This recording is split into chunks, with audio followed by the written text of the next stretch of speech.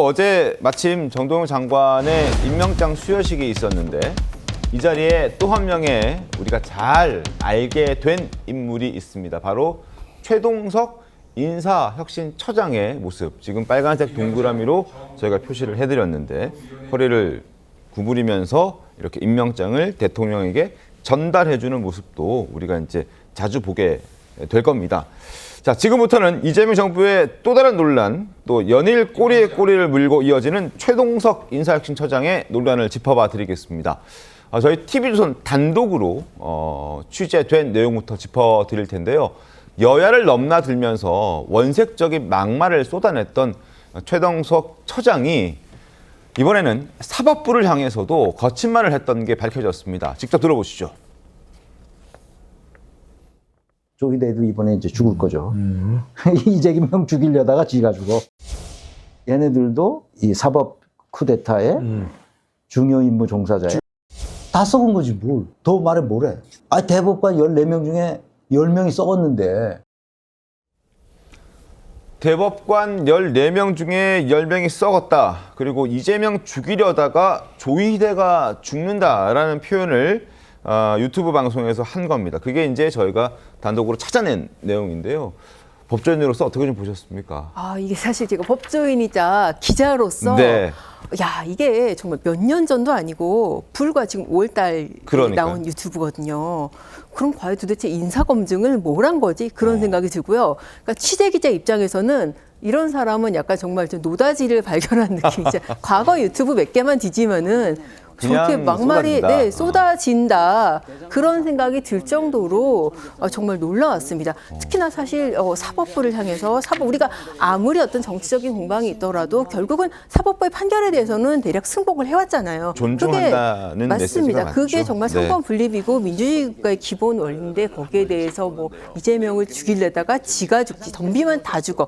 이런 식으로 발언을 한 사람이 그냥 공직자도 아니고 특히 큰 문제인 게 인사혁신처입니다. 인사혁신처가 어떤 부처냐면 공직자윤리법을 담당하는 것입니다. 공직자윤리법에 따라 재산 신고하고 취업할 경우에 이게 겸직금지에 해당되는지 안 되는지 이런 거 심사하는 곳이거든요. 네. 그럼 과연 저런 말을 하는, 특히나 불과 2달 전에 저런 막말을 유튜브, 어쨌든 공개를 전제로 한 유튜브에서 쏟아냈던 사람이 공직자윤리를 담당한다는 거를 이거를 공무원들이 과연 수긍할 수 있을지 저는 그 점이 정말 궁금합니다. 그러니까요. 저게 이제 유죄 취지의 파기환송이 됐을 때 그 시점에 유튜브 방송에 저런 얘기를 한 거거든요. 성치훈 부위원장님. 예. 정말 너무나 많은 발언을 대체 어디서 어떻게 했는지 진짜 고구마 줄기처럼 캐도 계속 나오는 것 같아요. 보통 이런 논란이 발생하면 초기에 한 2, 3일 동안 쏟아진 다음에 그게 좀 여진이 좀 계속되는 건데 최동석 차장 같은 경우에는 계속해서 뭔가 새로운 게 나오는 거예요. 계속 나와요. 그러니까 지금 그게 거의 이재명 대통령을 제외한 모든 사람 거의 난사에 가까운 수준으로 모든 사람들을 비판하고 있는 것들이 지금 밝혀지고 있기 때문에 저는 최동석 처장이 근데 그 국회에 나와가지고 그럼 과거의 발언들 지적했을 때 뭐라고 했냐면 SNS에 사과글 올렸다. 과거의 발언에서. 그래서 하나 띡 올린 걸로 다 해결하려는 듯한 제스처를 취했거든요. 전 그게 매우 부적절하다고 생각합니다. 최소한 반복된 사과가 있어야 됩니다. 본인의 과거 발언이 왜 그랬는지 후회하는지 어떻게 반성하고 있는지 국민들께 일단 사과를 한 다음에 제대로 한 다음에 이 상황을 지켜봐야 되는 건데 사과도 제대로 하지 않은 상태로 지금 여진이 계속되고 있는 거거든요. 이거 이재명 대통령에게 상당히 큰 부담입니다. 왜냐하면 최동석 처장이 비판했던 사람들을 이재명 대통령이 중용하고 있어요. 국무위원들, 대통령 수석들 이런 사람들이 최동석 처장이 비판했던 사람들이거든요. 맞습니다. 그러면 대통령의 안목이 안 좋다는 거나 다름없는 것이거든요. 그럼 본인의 과거 발언에 대해서 반성을 다시 해야죠. 그리고 지금 이 발언 때문에 이 과거 드러나고 있는 발언 때문에 지금 개파 분열 이런 당내 분열도 지금 더 발생하고 있거든요. 통합을 추구해온 이재명 대통령에게 이게 해가 되는 행위거든요. 그러니까 대통령에게 이렇게 부담을 주고 해가 되는 행위를 하고 있다면은 본인이 전 최소한 사과를 해야 되고 지금 일주일이나 지났는데 사과도 제대로 안 한 게 일단 문제고 사과 안 할 거면 저는 사퇴해야 된다고 생각합니다. 사과하기 싫으면 사퇴해야 되고 여기 이렇게 유튜브에 나가서 이렇게 하고 싶은 말 다 하고 싶으면 공직을 선택을 해야죠. 난 앞으로 공직을 나가지 않겠다. 유튜브에 정말 하고 싶은 얘기 다 하겠다라는 생각을 하든 아니면 난 공직에 언젠가 나가고 싶으니까 그런 발언을 자제하든 그렇게 한번 선택을 해야 되는 건데 그런 하고 싶은 말 다 한 다음에 또 공직까지 했다? 저는 너무 욕심이 지나친 거라고 생각합니다. 사과를 거듭해야 한다. 그것도 부족하다. 만약에 사과할 마음이 없다면 사퇴해야 된다라는 의견을 주셨습니다. 여권에서도 최동석 처장을 성토하는 목소리가 계속 나오고 있습니다. 홍익표 전 의원, 민주당의 원내대표까지 지냈던 전 의원입니다. 목소리 들어보시죠. 그 비판의 수준과 표현은 검증받아 있고 절제해야 되죠. 그러니까 그 부분에서 최동석 씨는 선은 넘었어요. 뭐가 문제고 논리적으로 이런 게 아니라 인신모욕, 인격모독적인 발언이 반복됐거든요. 그래서 말을 자꾸 이렇게 바꾸거나 그때그때 다루고 그럼 결국은 그 소위 진영으로부터 인기 얻기 위해서 했던 말이다라는 걸 자백한 꼴이 되지 않습니까? 김성태 대표님, 선을 넘었다. 그리고 말을 자주 바꾼다. 인격 모독 수준의 발언이 끊임없이 나온다. 어떻습니까? 어제 이제 좀 전에 이제 자막에도 나간 홍익표 전 민주당 원내대표. 네. 이재명 지금 현재 대통령께서 당 대표하고 있고 원내대표는 저 홍익표 원내대표가 할 때죠.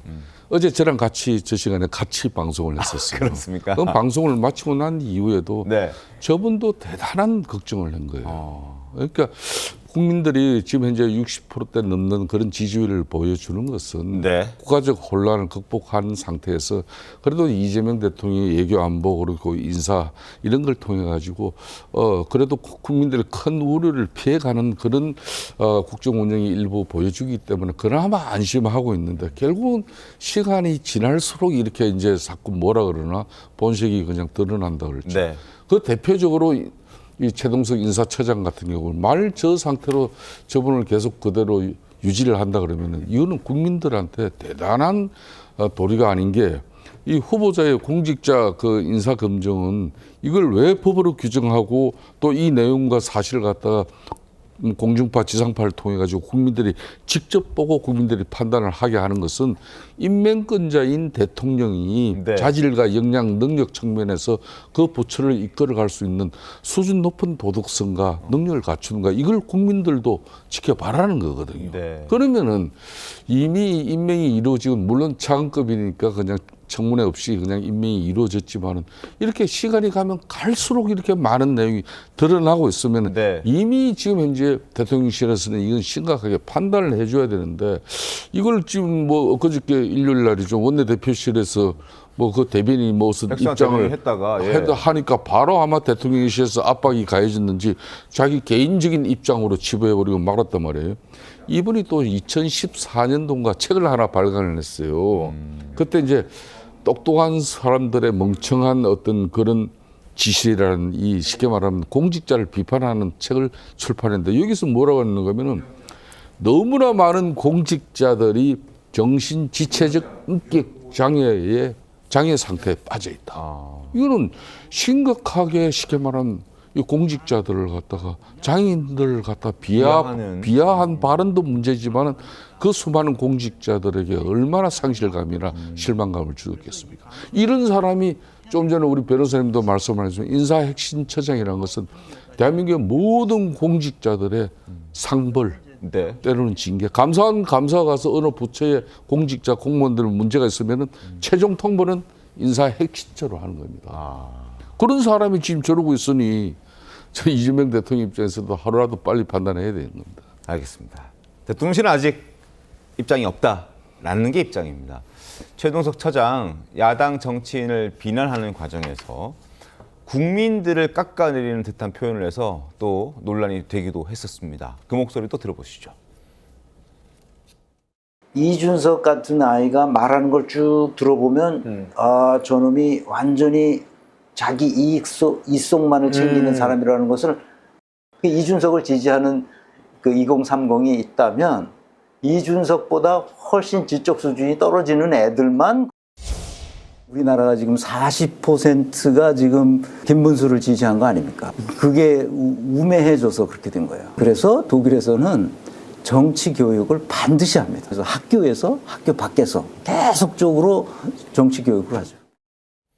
이준석 지지하면 이준석보다 지적 수준이 떨어지는 애들이다라고 단정하고 김문수 후보 지지하면 그 지지하는 40%는 우매해서 그렇다라고 단정하는 이런 목소리였습니다. 자, 당사자인 이준석 대표와 김문수 전 장관 반응도 들어봤습니다.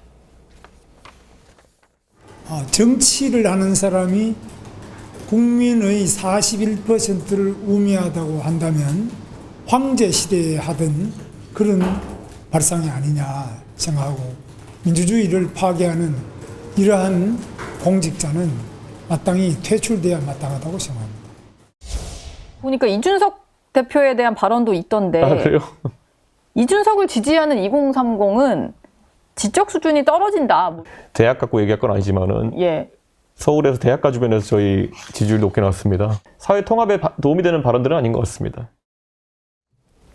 시청자 여러분 어떻게 보셨습니까? 만약 그렇다면 이재명 대통령은 천재라고 얘기를 했으니 성춘 부위원장님, 이재명 대통령을 지지하는 사람들만 뭐 천재 소리를 들어야 하는 건가요? 그러니까 좀 대통령에게도 부담이고 네. 민주당에게도 부담이고 저런 발언들이 그러니까 통합을 추구한 한 이재명 대통령 그리고 원래 대통령들을 취임할 때 본인을 찍어주지 않은 사람들도 다 품겠다는 얘기를 다 모든 대통령이 합니다. 그런데 저런 식으로 우매한 국민들이라고 치부를 해버리면 이재명 대통령의 국정운영 방향과 반대되는 거잖아요. 제가 아까 말씀드린 것처럼 처장의 저런 발언들은 다 이재명 대통령에게 반하는 발언들이에요. 그리고 2030을 저렇게 저격을 해버리면 안 그래도 지금 민주당은 2030 특히나 남성의 지지가 떨어지고 있는 상황입니다. 더 떨어지게 만드는 발언입니다. 더 부담이 되는 거거든요. 자꾸 2030 남성들에 대해서 민주당을 지지하지 않는다고 해서 얘네들이 우경화되고 있다. 뭐 극우화되고 있다. 근데 지금 2030 남성들을 보면은 뭐 차별금지법이나 진보적 아젠다에 대해서 상당히 열린 마인드를 갖고 있거든요. 네. 그냥 민주당이 싫은 겁니다. 그들은. 지금 그렇기 때문에 어떻게든 그들을 어떻게 설득할지를 고민해야 되는데 그냥 지적 수준이 떨어져서 저러는 거다라고 치부를 해버리면 민주당의 2030 공략법이 매우 어려워지는 거죠. 저런 사람이 혁신처장으로 있으면요. 그렇기 때문에 저런 발언을 사과를 하든 사퇴를 하든 그래서 결정을 해야 된다고 말씀을 드리는 거고 마지막으로 그리고 독일 정당법 독일에 대해서 얘기하셨는데 정치 교육 시킨다는 독일에서 공부하다 오셨잖아요. 그래서 독일 정당법은 그 정치 교육을 하도록 되어 있습니다. 왜냐하면 독일은 과거 나치에 대한 경험 때문에 정당법에 시민사회 교육도 해야 되고 정당이 이런 역할을 응당해야 된다고 우리나라의 정당법과 달리 많은 요구들을 하고 있는데 그건 맞습니다만 저런 교육하라고 되어 있는 게 아니죠.